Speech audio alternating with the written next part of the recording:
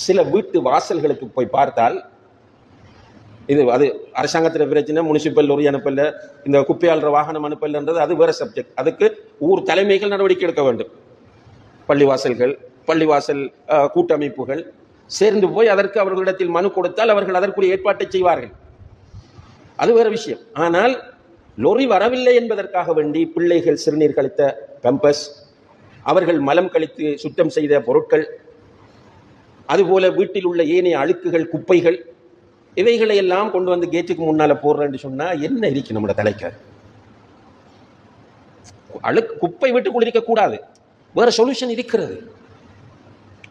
கொஞ்சம் நம்ம வீட்டில் ஒரு பெரிய ஒரு செட்டப் செஞ்சு அதுக்குள்ள போட்டு லொரி வரும்போது கொடுக்கலாம், அல்லது லொரி வார இடங்களுக்கு நம்முடைய ஆண்கள் போய் அதை போட்டுட்டு வரலாம், அல்லது ஊர் சேர்ந்து முனிசிபலுக்கு எங்களுடைய ஊர்களுக்கு தொடர்ச்சியாக வாகனம் வர வேண்டும், ஏற்பாடு பண்ணலாம்.